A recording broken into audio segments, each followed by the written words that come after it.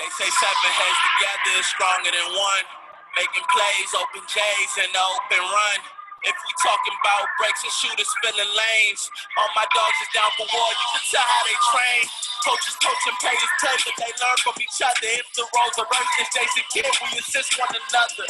Making strides for a ship in the regular season. Lacing up these nights, a band of brothers turn into some demons. Through the season, spring to fall, we gon' see who was working. When the winner hit the surface, gon' see who deserve it. Left competition in the dust, now the opposite deserted. Only lions in my circle, we hungry for purpose. Nothing's given, all these stripes, you can see that I earned them. Can't fuck the system, take the knowledge and study and learn it. Be as strong as the weakest, 1 through 12 is equal. Tried to trap me, saw it now, you know I had to thread the needle. You know I had to thread the needle, dry erase and draw it up, just trying to see my youngins in. Yeah, you know I had to thread the needle, dry erase and draw it up, just trying to see my youngins in. All right, welcome to another episode of the Coaches Show for the coaches by the coaches. Today we have another special guest for the week, Angelo Hernandez, the head coach at Wilson High School in Washington, D.C. Coach, how you doing today? I'm good, man. I appreciate you guys having me on the show. Good to have you as well, man. Appreciate you coming on. And like we said before, you know, a few housekeeping things. Everybody knows we're going to keep the phone on mute. When you have the floor, coaches are going to be asking you particular questions. And I mean, these are the type of questions that we think the people want to know. So the coaches have prepared their pregame speeches, man. It's time to jump ball. So our first coach with the first question is Coach John Kamara, head coach at Parkville High School. What's going on, Coach? What's going on? Who's talking to me? Yeah, I'm talking to you. Hey, oh, okay. What's What's up, man? What's going on? So I'm gonna start off with the first question. Just in general, just for the people that may not know, who's Angelo Hernandez? Where you from? What's your basketball background? Just give a lot of people insight on who's Angelo Hernandez. So as you know, my name is Angelo Hernandez. But so I'm from Philadelphia, Pennsylvania. Grew up there. Went to Overbrook High School. Played there my 4 years. And then went to JUCO, South Carolina, at Rock Hill, at Clinton Junior College, and from there went to A&T. Didn't want to play ball no more from my mom's passing. She died the day before I went to high school. I'm sorry, the 18 days before I went to college. So, you know, basketball wasn't at the forefront anymore. It was how to survive, and so decided to go to school, and it worked out. Went to A&T, spent my 4 years there, decided to walk on after my first year. And everything else played out from there. You know, Coach Jerry Eves, gave me a shot, and I took advantage of it, played there, and left. After I left there, had the option to either go overseas and play ball or go start life. So I decided to start life. And starting life meant working at Wilson High School, where I've been for the last 13 years. Got there when I was 24, and I'm 37 now, so or 36, going to be 37. So I've been there, spent 6 years as an assistant coach under Andre Williams, who's now the head coach at Anacostia High School. Longtime friend, longtime mentor. Didn't know I wanted to coach, did a lot of skill development, and met a lot of good people along the way. And now I'm in my 7th year of being a head coach at Wilson. I have a son who's 4, and that's where I'm at. I also work with Team Durant as their 16 UIBL head coach, and also their director of recruiting for the organization. And that's kind of it. That kind of sums me up, man. I love basketball, but I love helping kids. Doesn't matter if it's my kid or not. Most of the coaches that I know that I'll do anything for any kid, regardless of whether they're in my program or I don't know them at all. So sometimes we've had long nights together, meaning, been mom and pop AAU programs where we funding everything. and it's been fun. So learned a lot, met a lot of people, and I'm happy to be here today. So. Hey, I appreciate that insight, man. I even learned a little bit more about you just now, what you just briefly explaining that, and a lot of people probably didn't know you came from Philadelphia and different things like that and knowing your basketball background. So I want to pass it to Coach Desmond Small. He's going to elaborate a little bit more on something that you just touched on. So I'll give Desmond Small the floor. Hey, what's going on, H? What's up, man? How are you? I mean, good. I mean, a lot of people don't know when we was mom and pop, AUs, he had his own program, Fat Phenoms, and I was doing team nationals, and we was out a lot, and then we kind of did a joint venture and trying to grow and trying to spread early on. So, of course, helping each other, learning and growing, those were unforgettable moments. I just wanted to let you know that be down on camera for that. So just piggybacking off one of the things you just said, obviously being a Wilson being a high level program, winning championships, and also now becoming a EYBL head coach and a recruiting director of a high major program. How is it managing both? Because obviously you got kids that you obligated and trying to develop and things like that, and then you got obligation to obviously a high level Nike program and recruiting and forming a team. So how are you managing all of that? Because I know both of them are very, very demanding. Usually a high school head coach of running a high level program like yourself, it's hard to juggle both because it's a lot of work. So what are some things that you're doing, some tips to manage both, especially being a recruiting coordinator over the whole entire high school program?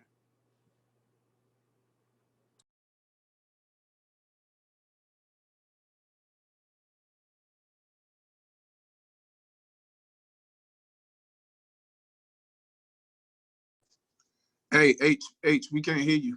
Your mic was on mute. Oh, sorry about that. I think that the best thing for me was being an assistant for 6 years and starting off. So most people don't know, but when I started doing high school, I was 24, and I was just doing skill development for the coach, for Coach Williams. Didn't really know anything about coaching. Didn't even think I wanted to get into coaching because I'm like, I just got done playing. A coach been telling me what to do for a long time, screaming at me like, I don't know if I can do this. So started doing skill development with guys and saw that they were taking to it. And then he introduced me to Tony Wilson and Gina Wilson, and they were running Team Chaos. And that's where I started at, man. They had a good program running. I saw a lot of good things with some good kids from all around the area, from PG, DC, Virginia. And we weren't sponsored. And so to juggle both was easy for me then. And so for me, I just kind of looked at it when I took over as a head coach. I gave myself a few years, laid a foundation at Wilson, and had a plan and said, this is what I want to accomplish, 5-year plan. Wilson hadn't won a championship since 1980. When I won my first one, it was 33 years from the time that we had won, and I was 33 years old. So we had won that first championship. I didn't want to coach AAU. I'm still doing mom and pop stuff. And then I went with Keith Williams with the DC Blue Devils. We did that middle school. And so I wouldn't say it's hard to do because as a head coach of the program, some head coaches, and I can't speak for all, don't like AAU. There is a dirty side to it. Everybody knows about it. But there's also a lot of bonuses and a lot of pluses that are with the AAU side. And as a head coach, I don't even think I benefit from the what could happen. I think I don't want to say I keep them separate, but because I treat my high school program like an AAU team, meaning that we travel, we go to Vegas, we go to Florida, we go to New York. There's just different times of the year. So it's really easy to manage. And then once one season ends, we push right into the next season. But when I went to Team Durant, when you're talking about a budget, and you're talking about, making sure that kids have the right information, making sure that parents have the right information so they can make a decision. A lot of people think that the AAU coaches, and some do, make decisions for the kids, but that's not how I operate. That's not how people operate at Team Durant. And so meeting with Mike Powell and Osmond Bengor and Wayne Pratt, it just kind of hit off, and it was in the same line. I don't do things that aren't aligned in what I'm doing at my high school, and we had the same vision, which is helping kids at the end of the day. There's no difference for me as far as AAU and as far as high school. So I treat them as one and the same. I don't really see the difference. AAU has its benefits, high school has its benefits, and then I believe if you're doing your job, that the kids, they believe in you, they'll come back to you. So. Well, I appreciate you sharing that insight. I'm going to go ahead and pass it to the next coach for the next question.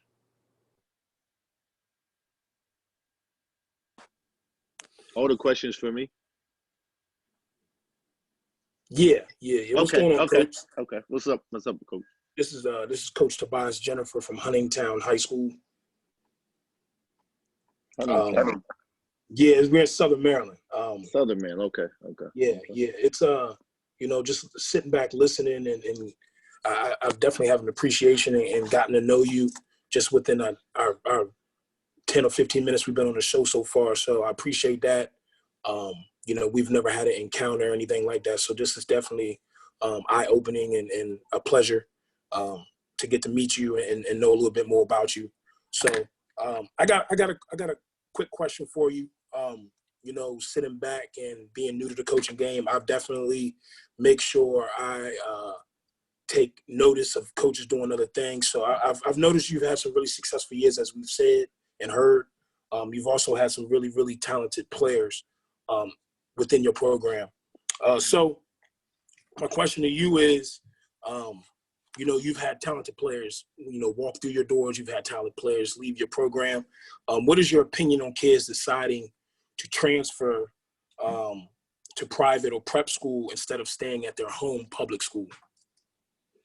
That's a good question, man, because I talk about this all the time to my assistants, and even to like Oz and Wayne and Mike, who run Team Durant, because Mike is at Carroll, and being the position that he has at Carroll and at Team Durant, it's like he could do some things, right? Make some things happen if he wanted to. But again, I go back to that's not what we're here to do. So for me at Wilson, it's the same outlook. Like, I like to take guys that nobody wants and develop them. And then it's like the girl that nobody wanted in the beginning. Then she go do this workout and start eating right and working out, and everybody wants her after that. She come back and look real nice, right? And so that's what I believe. When I had my first year at Wilson, we had 13 teams, and I didn't go out and I didn't accept anybody new, because I'm like, these guys were dedicated to the program. We're gonna go with them, and we didn't do well. We finished 8th in the league, and we lost to one of the better teams in the first round in H.D. Woodson. That wasn't the year they had Keon Boyd or any of them. No, they had a lot of good guys in Northeast.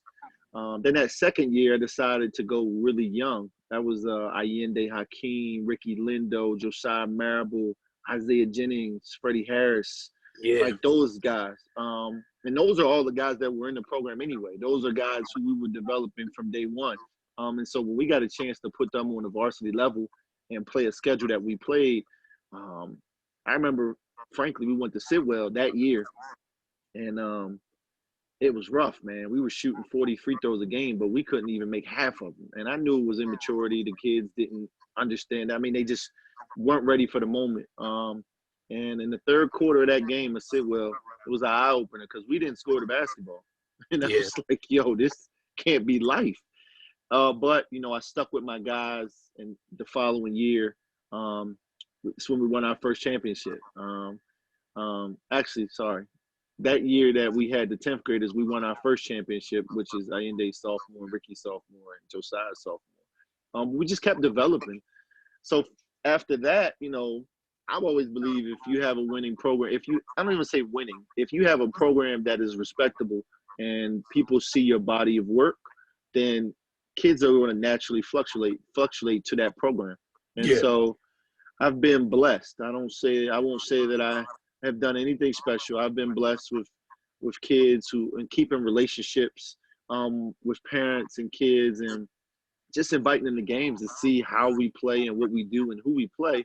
And that atmosphere brought the following year, brought Jay Heath and brought Dominguez Stevens to already add to Allende Hakeem, Ricky Lindo, and Josiah Marable, and Romaro Hutchinson, Carlos Dunn.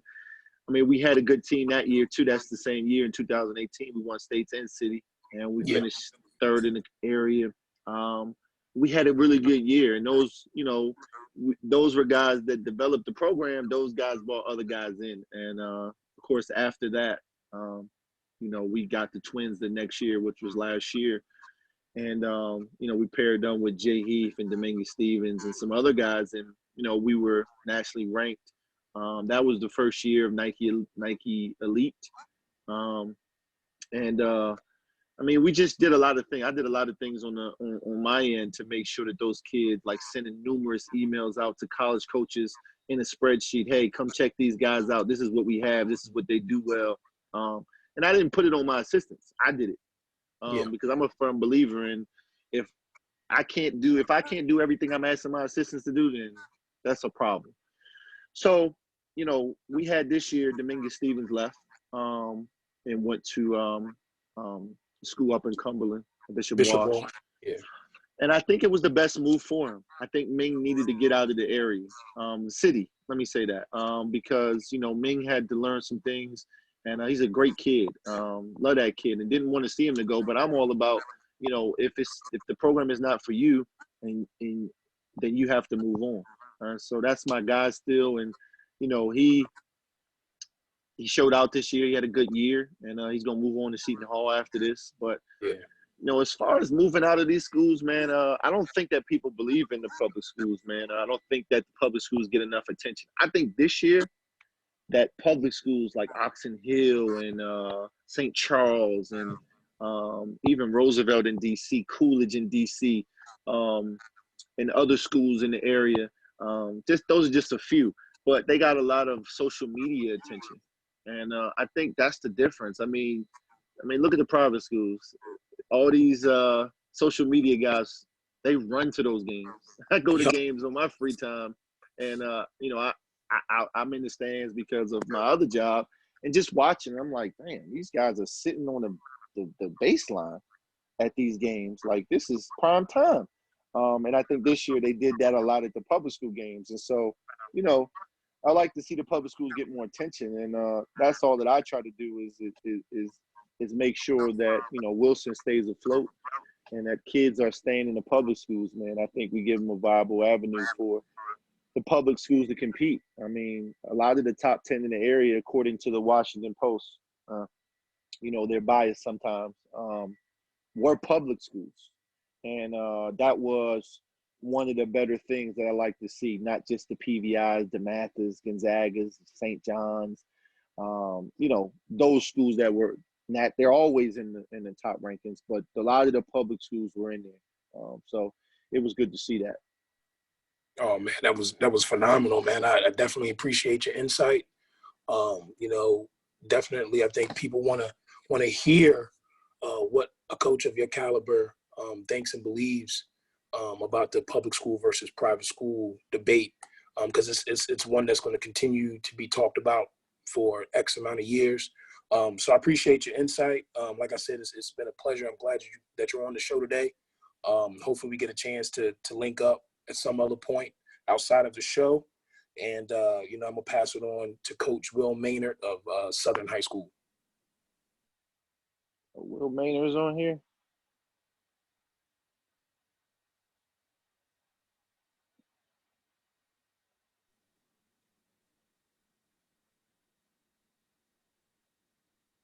Yeah, My bad, Coach. I couldn't get my mute button. How you doing, Coach?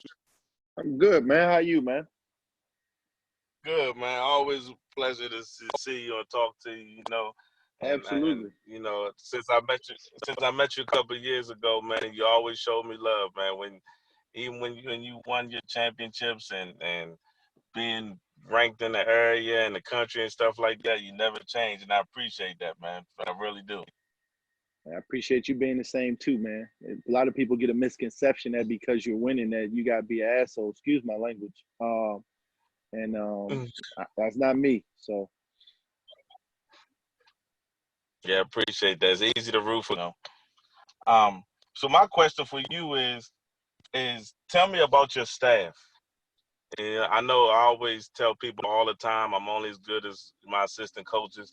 I mean, Wayne's one of my best friends, and I loved it, when he was coaching with me down Southern and stuff like that. So tell me about your assistants. this is funny. I was just talking to Wayne about him being a Southern the other day. He posted a picture. I'm just like, you was at Southern? And he was like, yeah, I was down there with Will. I was like, really? That's amazing, man. Yeah. So yeah, I'm a firm believer in my assistants they make me who I am. A lot of the work that I used to believe that could be done by itself, but it can't be done like without assistants that want to get out here. So I have a large staff. I have 9 coaches. And that goes throughout the whole program. We have a freshman program at the school, and we're actually only DC public school with a freshman team, and we've had a freshman team for about 11 years.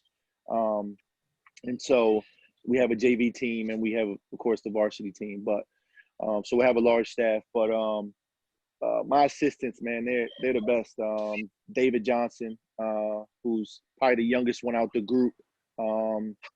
He's been with me. He was at Dunbar first. I think he was in college when he interviewed to be a basketball coach for me up in Vermont. And he interviewed, and I liked what I heard, that he was a go-getter. He sounded just like me when I was his age. And it's like, wow, okay. So I tried to hire him, and he told me he was going back to school. I said, so what you interviewed for, man? But after that, he went to Dunbar.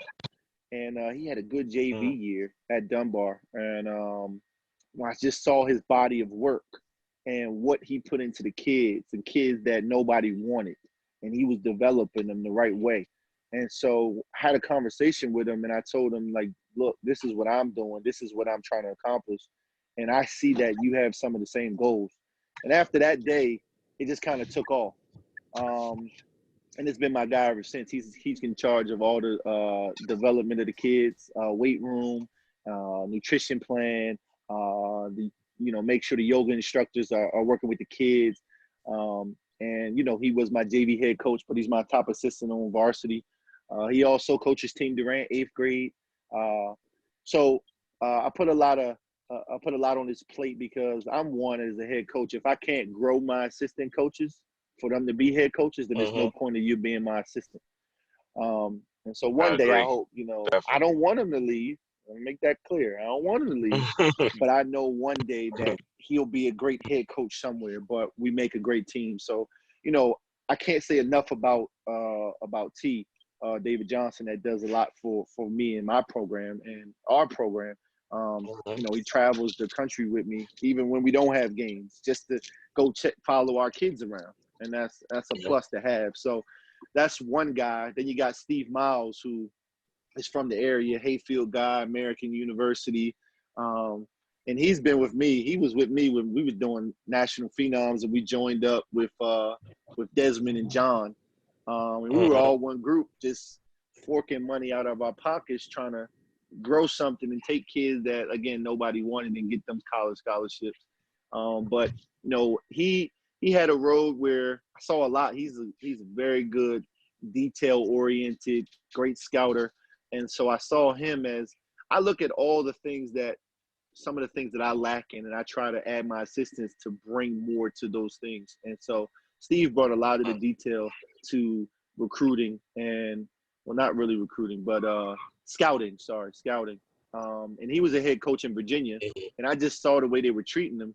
And I said, you know what? Just come on over here, man. You can help us out and do a lot of things. It's going to be the same thing almost. And so he's been there for the last couple of years, and he's seen a difference, man. He came in, and I don't want to talk about him on here, but he came in wearing some real baggy sweatpants. And and a lot of 3X shirts, man. But now he come out, he wearing, extra large, and he changing up his game, man. And I like that. So, and then you got Terrell That's all that Harris. basketball y'all playing up there. Hey, all the coaches I'll be invited, up there man. one day. All of you invited. Oh yeah. So Terrell Harris, another guy, saw him coaching at Flowers High School. He was a JV head coach at Flowers. I know he's actually from Philadelphia too. He went to Franklin Learning Center. He was almost the same year as when I was at Overbrook. And I like to be around people that I can trust and I can see have the same outlook. And so I recruited him to come a while back, but I like that he was loyal to the program until the program change happened. And then he came over. And so he brought a lot. He's our JV head coach, and he brings a lot to the table as well. He also does Team Durant with me as my assistant on 16U, and he's learning a lot. Like I said, and then I have a lot of former players who make up the rest of my staff, and they came back and they didn't know what they wanted to do, so I gave them. I like to help people out and see if they really want to do this coaching, because some people think they want to coach.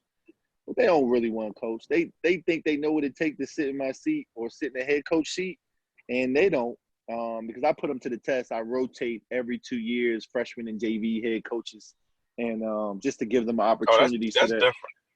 Yeah, it's just I like to give people opportunity because the varsity team, of course, is the most important. But your freshman and JV, that's where all your talent should come from if you're developing the right way. Correct. So that's kind of my staff. I'm recruiting another guy that's a counselor at the school now. He's 6'10". He went to LaSalle, and Bobby Collins, and he'll help me out with my bigs. So I try to recruit around for coaches, just good guys like that want to come in and work and learn, and because I don't know everything, and I don't want people to think that I know everything. I don't. But I am willing to learn. A lot of people think when I go to games, I'm watching kids. I'm really not. I'm watching coaches. I'm watching what you do. Can I add anything to my repertoire of how I handle games and, pre-games? And I try to do a lot of stuff. And, I don't mind saying that, yeah, I got this from you, because that's what it should be about. And I think for us public school head coaches, there's a lot. I think I saw a post a couple months ago about private school head coaches meet, talk, go to lunch. Well, public school head coaches, we don't do anything. They say we hate on each other, but I don't think it's that. I think it's just we don't know each other enough. We don't talk, and we don't meet up. We don't do things that need to be done in order for the public schools to be successful. And I think if that changes, then the public schools get more attention than these private schools. So. Yeah, my assistants, man, they're the best. I don't want any of them to leave, but I know that some of them will eventually leave and go to other places. Yeah, I love that idea about what you're doing with your JV and freshman coach. I know myself, I like to make my assistants coach summer league just so that they can understand the importance of their position during a game. I think sometimes until you sat in that first chair, you don't understand how important it is for you as an assistant to give feedback. And, sometimes you get assistants that are just fans and just watching the game instead of, picking up, strengths, weaknesses, tendencies of the other team, what we're not doing well and stuff like that. So I commend you on that, because a lot of people aren't mature enough to allow to give their assistants coach their responsibility. And I hope your assistants understand how fortunate they are to coach under somebody that's willing to give up that much responsibility. I mean, somebody did it for me, and Andre Williams. Sometimes when I was head coach of summer league, he didn't even come to the games. I'm like, dude, where you at, man? Like, what's up? He was like, you got it. I trust you.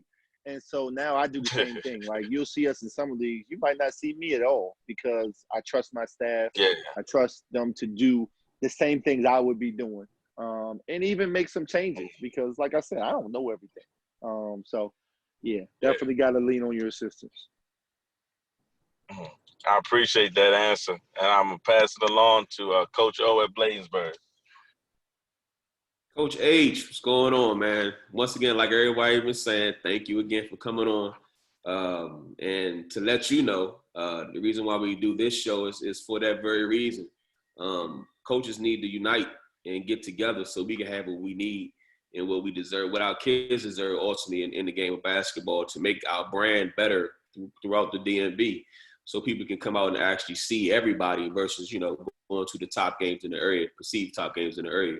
And also I want to add in too, I did the same thing. And I think, if I'm not mistaken, I watched one of your games. I think it was at Curl a few years back when y'all played in, I think it was the Hoop Uptown Fest. Rock Creek. Yeah, Rock Creek. And you played the game, and I saw how active your assistants were, with the coaching and everything like that. And Dez and John that's on the panel today, they'll tell you, I don't even know if I told them, but we went to a scrimmage. And the day of the scrimmage, I said, Dez, you got this game. John, you got the next one. I mean, it was just like a surprise factor because I knew at some day you're only as good as your assistants because you can't see everything. And for Dez and John, I knew it was very instrumental for them to be involved like that so people can actually see their worth as well. Because, like you said, you don't want to see them leave, but someday you know that it's going to be that day that comes up. So I definitely appreciate that. You got two of them. You got two of them. You got one at a college and you got one head coach. So amazing, man. Yeah. So I stole it from you, though, because I saw how active John and Dez were.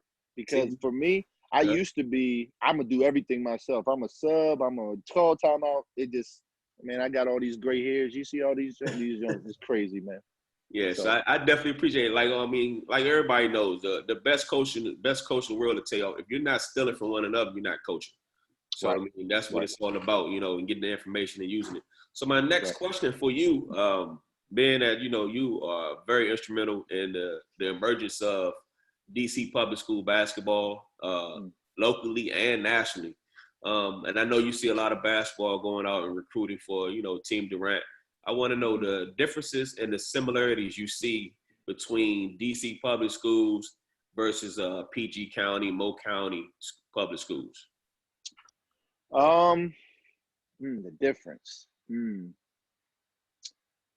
So the difference now, let me tell you about the difference before. So the difference when I was an assistant is that there was talent spread out throughout the city, like DC. Like when I first got here, Ballou was the best school. They had Dante and they had 269 kids. I can't remember their names, but they had a team. And Acosta had a team. And they just got away from it, and I don't know what happened. And Coolidge always had a team. Bond did a great job at Coolidge. Rob Nickens at Roosevelt has always done a phenomenal job there with what he has and getting kids to play for him. Even at HD, when Trey Mines, see, a lot of people don't know is that me and Trey were really close friends. And he was an assistant at Woodson, and I was an assistant at Wilson. And that was the time of when we both were like, we couldn't get over the hump, both teams. And then he took over his head coach, and I took over as head coach. So we both were head coaches at the same time, first year guys. And I remember him getting Derquan and what's my boy name? Man, I just said his name. You know what I'm talking about. 6'6" kid that went to Woodson. Probably the best player in the area. No more. You talking about Keo, right. Yeah. And he had those guys, and he had Antoine, and he had a lot of people around him. And people, I watched, when I was building what we had, just watch how people were hating on him. And he went 33-0. He still didn't get the attention that he needed. And, it's like, man, what does a public school coach have to do to get the love that the private school coaches get? And, it was from there, I told Trey, I said, man, listen, I'm going to just put my head down and keep working. And then I just decided to do a lot of AAU stuff. But the difference now is that, in my belief, is that, PG, in my opinion, my humble opinion, has the best talent, like out of the area. Like all the best kids come from PG. You have a few tweeners here and there, but PG has all the talent. And I think that basketball, I think a lot of kids are going back to the high schools up there and making it known that PG can play. But for DC public schools, I don't know if it's at where it needs to be. You have every year you kind of know like who is the top team in DC, or who's the top 3 teams in DC.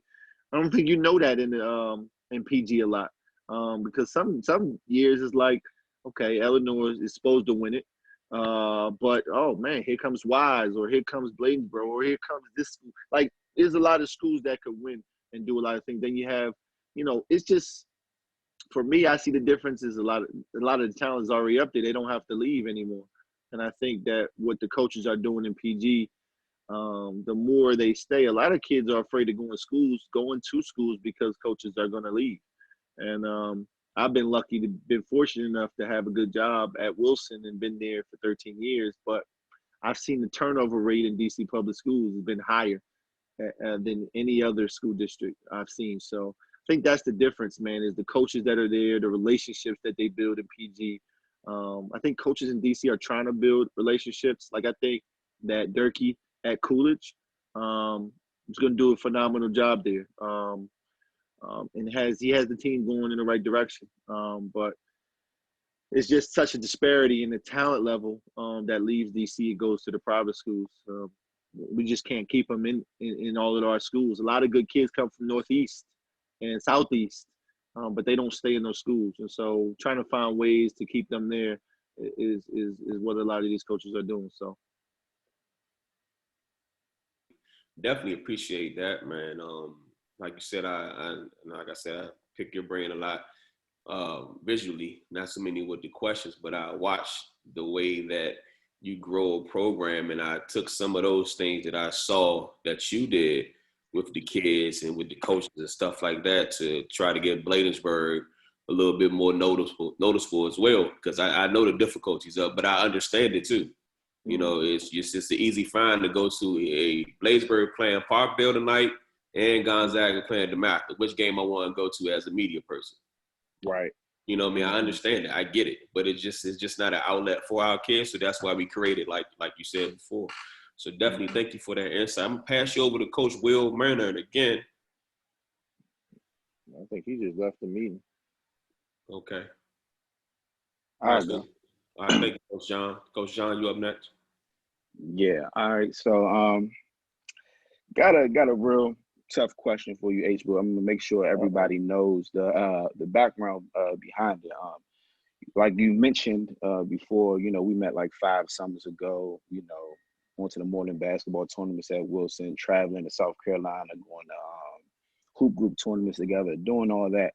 So I have a lot of knowledge about how you coach and your background. So I have a lot of history knowing your kids like Ricky, Isaiah, Yende, Josiah, Carlos, Rowe, all the kids that nobody normally mentioned, but you have advanced those kids and helped those kids a lot. A lot of people like to attach your program with the twins, Ming, Jay Heath, and so they say. And so I go to a lot of your games, always support you, sit behind your bench. And no matter when I go to your game, you can be up 20, you can be in a tie ball game versus the Matha, you can be, in the championship versus Gonzaga, up 2. Somebody in the crowd would just be like, well, H can't coach. He just got players. And, myself and Coach Dez, we always have to come to your defense. And I don't think you ever had the platform to actually speak on that. I think you gave us a lot of knowledge about your intangibles, about you being skill development, having great assistant coaches, learning from other coaches. But what is your response to that? Because I don't think you ever had the opportunity to actually respond to that. And I think that's an inaccurate statement. So I just wanted to give you that platform to make sure you can respond to that. I hear that a lot. And that we have talent and H can't coach. And I challenge people to come sit in my seat and try to coach talent. Because, last year and I'll use this as kind of where I'm going with it. Last year was the hardest coaching year of my career ever. I've never felt that way in my life. I had two big 6'10" twins, along with a Boston College commit and a Seton Hall commit, all on the same floor at one time. And then I still had my guys who were dedicated to the program, Carlos Dunn, Roe Hutchinson, who've been there through when Wilson couldn't, we couldn't even get a game with St. John's. Or St. John's would call us as just to kind of beat up on us in the beginning years. And so to coach talent is the hardest thing to do. I don't want people to misinterpret that they think it's easy and you just put them out there. Now, some games, you just let them go out there and everything that we've done in practice, hey, this is what you need to do. But those beginning years, I had to coach. I had to make adjustments on the fly. I had to I remember the Gonzaga game when Allende, Ricky, Josiah, that was the year we lost to Gonzaga in the semifinals of the States after we had won the DCIAA championship, and which we weren't supposed to win because Keon Boyd and Derquan and Tunde and James were all at Woodson. And that was supposed to be that year that they won that game, that championship. But we ended up winning that. And, Steve Turner's a really good coach. He makes really good adjustments during games and utilizes timeouts well and makes the correct subs at times. And so, like I said, man, I ask people, what is coaching? Like, what is the perfect coach? Who is it? Like, show me one and then let me go learn from him. I'm not perfect and I don't know everything. But I do know that what I'm trying to do on the sideline is I'm trying to make sure that every move that the other coach makes, I'm making an adjustment as well if I need to. And so, a lot of people, they don't understand a scouting report. Like, a scouting report is the most integral part of you being a coach. And so some people say, well, you had a 50-point win. So we still scouted the team because we had to. Like, we're not going to change anything. And I think the things that I do in practice, if anybody that says that I can't coach or I don't know what I'm doing, I challenge them to come to a practice and check it out because that's where all the work is done. In the game, I want the kids. I think that my biggest thing for me is the confidence booster. I like to boost the confidence in the kids. And I think I did that for a lot. You look at Jay Heath when he came in, everybody knew who he was, but did he have everything he had before he got to Wilson's platform? I don't think so. Dominguez Stevens, same thing. He was always good, always great, always great player before he got to me. But did he have all the attention he was getting before he got to me? I don't think so. Ricky Lindo. Ricky Lindo couldn't chew gum and walk straight when he was a sophomore in high school. And his dad and I laugh about it all the time. Then all of a sudden he comes back and he's 6'9" and jumping out the gym and hitting three. These guys are, and I think that's what coaching is, like making sure that the kids trust you and you trust them on the floor to make the right decisions. Practice is practice. And that's where I do all of my coaching.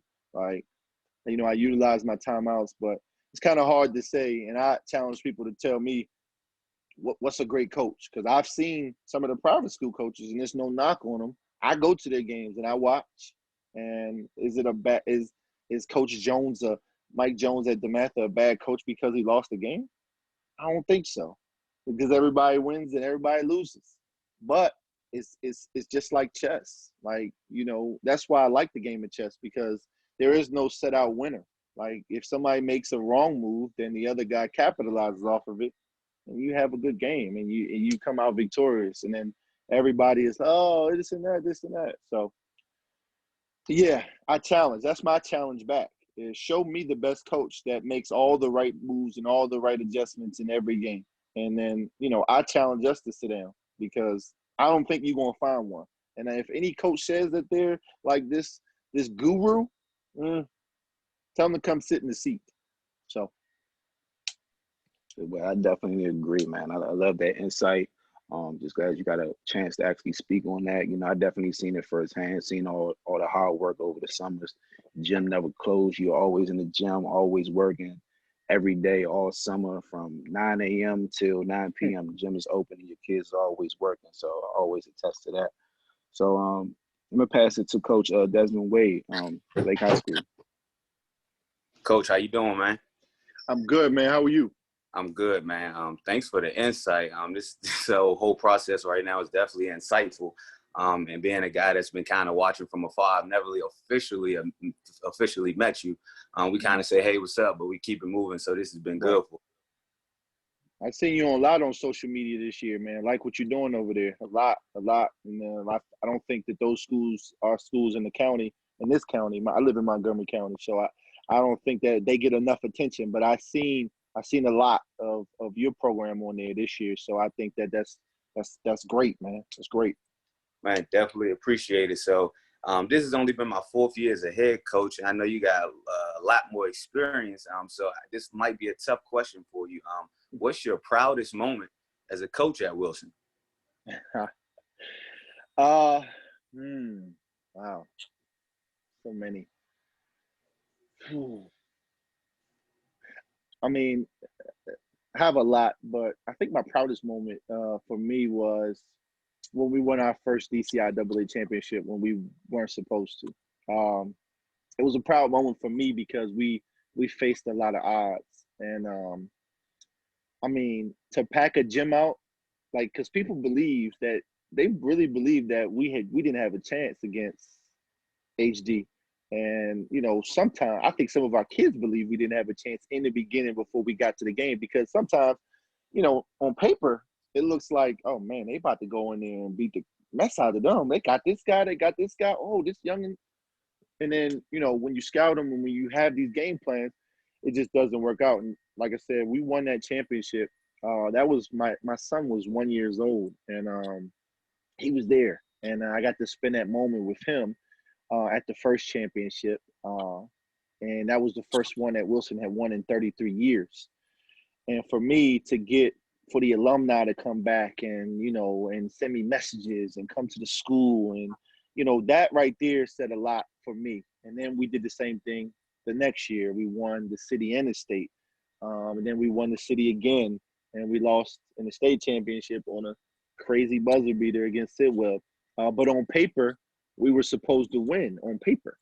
But again, I think that first championship for me was the proudest moment because I got to spend it with my son, but I also got to spend it with guys who's put a lot of blood, sweat, and tears into Wilson High School. And, you know, because people think that Wilson High School is a privileged school, man, but it's hard. It's hard. Our academics they speak a lot. And, you know, 1% of our school goes to Harvard, MIT, Yale, Cornell, all the Ivy League schools. And so, you know, we don't even have regular courses anymore. So it's a really tough place to be. But if I had to pick one, I think that was my proudest moment, was to spend it with my son and also spend it with my other sons, because they got to go out on a high note. And now I look at Isaiah Jennings, who's at Montgomery and, you know, made All-American and averaged 25 points a game. And now he gets to pick what school he wants to go to. Oh, my bad, Coach. I know you played against him this year. My bad, Coach Willis. But that's my guy. He put in a lot of hard work, man. That kid right there is the epitome of Wilson High School and what hard work looks like, because he could have easily gave up and just said, you know what, this ain't for me. I'm 6'1", 6'2", but, you know, he has no fear. And so that was special for me. Man, that's crazy because, I mean, you might have just answered my next question, which was, what kid are you most proud of? Who was different? I mean, you had a lot of talent come through your program, but what kid do you say, man, his work ethic is unmatched, or I'm super proud of that kid and what he's become? Not to put you on the spot. No kids feel no type of way. Right. Isaiah Jennings was the first guy that started with me. Like, I would have to choose him. It's so many guys, but Ike he could have went to any school. He came out of Emory. Emory did a great job with him, and he came to us. I remember it was my first year I was a JV head coach, and he came in, and he had a shirt and a tie on and and khakis. And I was like, what we doing here? He came in with his parents. He sat down. We talked. I'm like, so you got dressed up for this meeting? He said, Coach, this is a business meeting. And he's 13 years old. I'm like, business? It's like, this is not a business for me, man. I'm here to help kids. But that moment was like, for me, I knew that this was a kid. And, I could have left. I had a good career as a JV head coach and could have went somewhere else. But it's like every time a new kid comes in, you can't leave. It's like you got to go with this kid all the way through. But that kid was the start of Wilson High School for me as a head coach. And so he showed me what it was like to be loyal. And so I think that's where, see, these kids instill stuff in you that you may not necessarily all the way believe. And so that kid, man, he's special. He's special to me. So that's my guy. But I have so many guys, but that's my guy. That's my guy. Man, definitely appreciate you sharing your moments with us, man, your proudest moments, and your achievements. When all this is over, man, we definitely got to chop it up. I know you was in Montgomery County. So we definitely got to sit deep up there, though. I'm up there in Clarksburg, man. I'm all the way up there in Clarksburg. So I'm up there. But definitely. All right. Yeah, definitely. We'll do that. I'm going to pass it over to Coach Willis from Howard Community. Hey, Coach, I hope I ain't disrespect you before you say anything, man. My bad, man. Nah, man, he that dude killed us, man. I think first time we played him, he had us like 35, and next time we played him in the first round of the conference tournament, and he gave us 30 again. So he was unguardable. I ain't gonna lie. I'm blessed that we got the wins, but you definitely saw him right, man. Congrats on that too, man. Congrats on a good season. Thanks, I appreciate it, man. Nice to officially meet you too. I know I follow you on Twitter, kind of saw you from afar, but it's nice to officially meet you, man. But you as well. I wanted to talk about, with all the success that everybody knows that you have, especially in the DC area, what keeps you going? What keeps you, the same intensity of practice every day with them and not having, looking past certain teams, certain guys, certain years? What keeps you going every day, every year? Man. I think about that all the time, man. What is every day you go in here and do the same thing. We never stray from our practice plan. But every day is different. You got to deal with emotions with the kids. And I think, so my background is in psychology. I have a bachelor's and a master's in psychology. And I'm a thinker. So I want to know why kids do what they do or why they think a certain way. And so for me, every day is, we don't even talk about basketball during the day. We talk about, did you eat today? Or, how you doing at school? How the family? How you went out of town this weekend? Those kind of things are important to me. And those keep me going. The kids, taking the initiative and coming to school every day, because some of them got some messed up lives, man. And I commend them on committing to the plan that we lay out from day one. We sit with every parent and lay out a plan, and they follow it. And sometimes we don't hear from the parents because the parents, they trust us and to do what's right for their kids. But I think 4 years ago, when I had my son, I think now that's what I do all of this for, because I see the way kids are treated. And I hear some of the things that people say about kids. I watch how parents move. And if their kid isn't getting what they think they deserve, and most of it's our fault. Like, some coaches, not everybody, some coaches will, I don't lie to parents. I tell them the whole truth, nothing but the truth. And sometimes it get me in trouble, but sometimes I'm like, hey, it'll hurt now, but guess what? I ain't tell you no false story. And so I think that's where I stay away from a lot of my problems with as far as, how that goes. So I think my son right now is, watching him, he knows all of the guys on the team. He comes to practices and he sits with those guys. And I think because he loves it now, because at one point, and I can touch on it a little bit, when everything happened last year, when I was suspended for 4 months from work and from basketball, it was a time for me where I was just like, you know what? I don't need this. I need to go get another job, and I need to find something to make sure my family's good and I'm good. But you know, my son, he just kept me going, and now he don't want to be away from him. We just was talking about Isaiah Brown. I'm like, you don't even know this kid, but he knows his name. He knows his number. You know, I watch his tablet. I'm looking at his tablet the other day, and he got all Wilson Tigers stuff up there, and I'm like, he downstairs playing basketball, screaming out the Wilson High School, like the dude on the microphone at the games when they introduced. So that for me said, you know what, I'm gonna stay in this, and this is gonna keep me going. Because at some, I mean, I think every coach has had their lowest point, and like, yo, this, I don't know if I could do this. I remember talking to John and Dez about this a couple years ago when I wasn't a head coach. Like, yo, this can't be life, man. We got to figure this out. And but I stuck with it, and so that's mostly what I do is I stick with things. I try to find solutions, and but yeah, that's my rock, man. My son is kind of, because I want to make sure the platform for him is not hard, and that he has a path that he can make decisions, and somebody's not making decisions for him. So Okay. And that's, a blessing. The son is a blessing for you, and I know for the Wilson family. But that leads me into the next question. With your name being brought up, as we know, for other coaching positions at all levels, do we see anything happening where you could leave, or what's next for Coach H? Look at you. Look at this. Look at this question. I don't know how to answer this question without getting in trouble. I think that for any coach, you always entertain what's out there. Again, I use the girl motto is that, she go work out and get fine. And that's your girl. And people looking at it, some guys get mad. I don't get mad. Like, hey, that means that somebody wanna, right?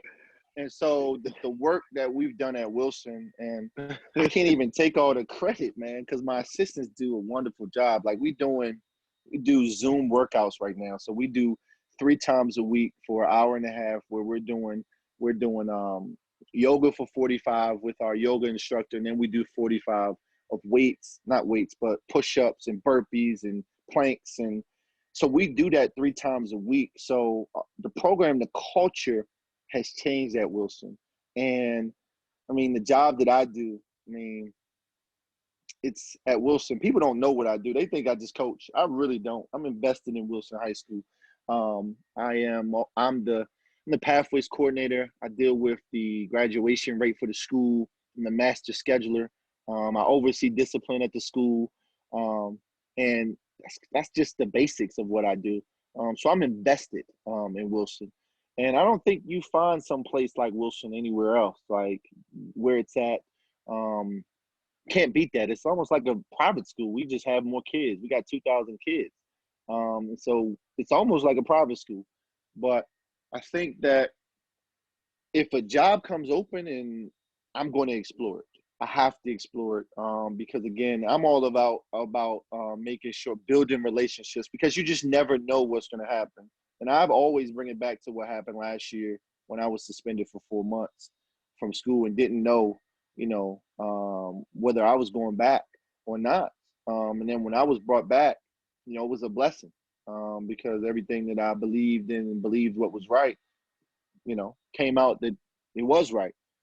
So, I can't say that I won't interview for positions, but I would like to know what positions I'm being brought up for. That would be nice because I ain't heard those. I ain't heard that. That's a good one. It's kind of hard to leave Wilson High School, man. You guys will have to come over, man. And that's what I want to kind of do is, invite coaches in to see practices and just the public school coaches, like, just sit down with them and chop it up and, pick your brain and listen and, and then come into your practice and listen. And, a lot of people don't like doing that, but I'm all about getting better. And so for me, it's hard to leave Wilson High School. It's really hard. It's a really hard job. And I hope if I was ever to leave, I don't want people to misconstrue that Wilson High School is easy. It's going to be easy coming in there to take like do that because it's not going to be easy. But I did a lot of hard work. But I've learned from a lot of coaches. I watch everybody. I don't care if you're new or you're not new, because you coming in, if you're doing something that I don't know, I'm gonna make sure I do it. And if it works, it works. But I try everything. So it's gonna be hard to leave, but I am going to interview, and I challenge everybody: don't shoot down any position, and just be upfront. I'm always honest with my people. Like, my boss knows that, I'm going to interview if it comes up, and she always tells me to go do it. I said, but my heart is here. So, hard to leave, but I'm definitely going to interview. Hey, listen, I just heard the rumors. Don't shoot the messenger. Hey, but I got to finish off and say, man, if you ever get another Ike, he don't go to Montgomery. You got to send him out Howard County, man. Hey, man, nobody wanted my guy, man. He was up in New York stuck, man. And, I he wasn't was there down. then. I got you. No, man, I got a guy you. right now, though. I'm going to call you about it, though. Yeah, I'm gonna send my number in the DM. Please holler at me about it. Okay. But I definitely appreciate you. And I'm gonna pass it to Coach O at Bladensburg. Yeah, H. I'm glad you said that as well, man. It's your name does come up a lot, and we're not gonna shoot the messages today, but definitely great job, man, that you're doing over there. Appreciate it. So we and I know it's kind of crazy, and I always say this: great minds think alike. And you just tapped on the last subject about piggybacking off of other coaches and listening to other coaches, whether they new or veteran coaches like that. So the floor is yours if you want to ask a question to anybody that's on the panel, or a question in general that we all can chime in that you want to ask us before we close out. Oh, man, let me rack my brain for a second. I mean, for me, I would just, my first question would be, man, just how you guys are doing, man. How you guys holding up with, especially new coaches, because I know new coaches get eager and want to be out there with the guys and want to, what we doing, and so I know that feeling because I used to have that feeling, especially when we're going through something like this, with not knowing, who knows when we go. I saw Maryland put out there that they might have to do classes online in September. So, what are people thinking, man? How you doing? That's kind of my question is right now, how you holding up? Well, I mean, for me, this right here kind of helps us a little bit, getting out and, being able to get out virtually and talk to people. We text all day long. We get to a point now, we don't even text anymore. We mainly FaceTime. You know what I mean? We on FaceTime. Yep. This texting getting old, you know what I mean? So definitely holding up. But I told someone yesterday that the times that we are in now has created opportunities, being as busy as we are, being able to have the ability to be with our wives, to be with our kids, to be around our family more, because people don't understand the sacrifices, not just as a coach, but as our significant others take when we're away 4 or 5 months, sometimes 12 months if you're coaching AAU in spring and fall league and stuff like that. So the biggest piece is having time with them. I know they would rather go out and get something to eat or travel a little bit, but to be in the house as much as we are, I think that's what's been helping me a lot, is focusing more so on the house than what's going on at home. So that's what's been going on with me. I chime in. With the COVID-19, me being on the college level now, man, it's just it's hard, especially being NAI, because most of the time, during this time is our time where we get to get out during the All-Star games and the early live period where we get to see some hidden gems and be able to recruit. So it's been a huge adjustment when you just, as a guy, you want to see people in person, you want to see them play live. Now you gotta depend on Twitter videos or Instagram videos and calling all your connects to try to get as much intel as possible and recruiting. And we're looking to bring Hall in a big class. So it's been nonstop work, and it's been a little challenging, but that's nothing to be up for. But I can echo what O said. I mean, being able to be home. Like I got a son. My son's 7 months now, so during the season, I'm never usually home. I'm always the first one out the door and the last one to come in. So being able to spend that time with my family is very valuable, because we'd have been kicking off AAU and we'd have been out on the road, and me working a full-time job on top of coaching full-time. It's just that time with your family is just something that's the most valuable. So that's my point on that. And you don't answer phone calls either, so we're not gonna talk about that. Oh, H, cut it. Oh my God, cut it out.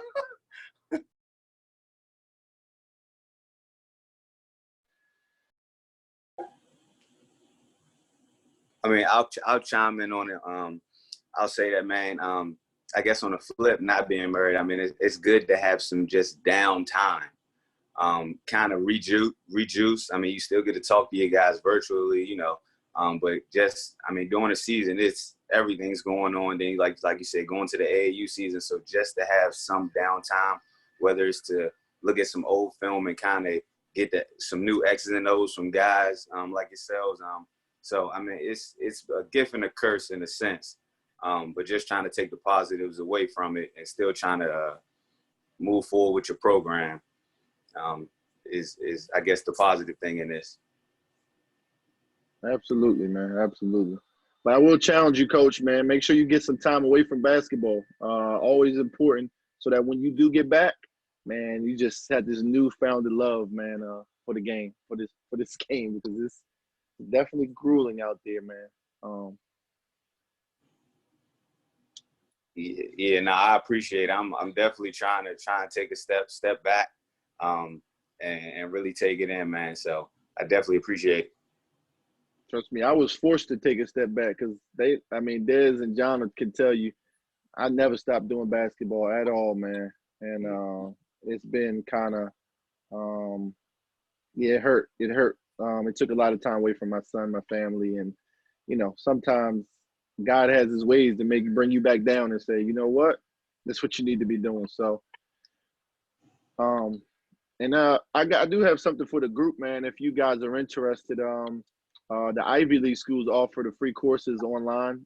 So actually, I'm taking some business courses through Harvard right now. They're absolutely free. They're like 9 to 10 weeks. I can share that with you guys because, again, I'm all about helping each other out, making each other better. And it's not just business classes. It's any class you could think of. There's 450 of them. But they are free. And so, we got a lot of time right now. And I know sometimes we might get bored. So I'll share that out as well. Thanks, man. I appreciate that. Oh, yeah, that's a blessing. For sure. But that's all I got, man. I would say that I appreciate you guys having me. And I would like, us to support each other more. Like if you guys are doing anything, I know that people try to do stuff like summer leagues and all that stuff, man, that the public schools support each other. Nothing wrong with what we do, but, I think supporting each other goes a long way, man. And so just let me know how I can support. I'm always down for it. Des and John can kind of, and O can kind of confirm those things, that I'm a big supporter. But just let me know as well. And also kids. I'm all about helping public school kids. Because I'll definitely email you if you got to connect with some coaches. Now I know Howard Community College and Washington and Venice. So we have definitely got some guys that need some spots. So appreciate you guys for having me. No problem, man. Appreciate you being on. It's been a blessing. Great. We're going to sign out this episode of the Coaching Show. I want to thank everybody that's on the panel again, coming in, doing what we do best. Want to give a big round of applause to Coach H. You might be the top one out of 4 or 5 that we've done. Hope you keep your rankings just like you did in basketball. We're signing out on the Coaching Show. All right, boss. They say 7 heads together is stronger than one. Making plays, open J's, and the open run. If we talking about breaks and shooters filling lanes, all my dogs is down for war, you can tell how they train. Coaches coaching, players play, but they learn from each other. If the roles are reversed, this days a kid, we assist one another. Making strides for a ship in the regular season, lacing up these Nikes, a band of brothers, turning into some demons. Through the season, spring to fall, we gon' see who is working. When the winter hit the surface, gon' see who deserve it. Left competition in the dust, now the opposite deserted. Only line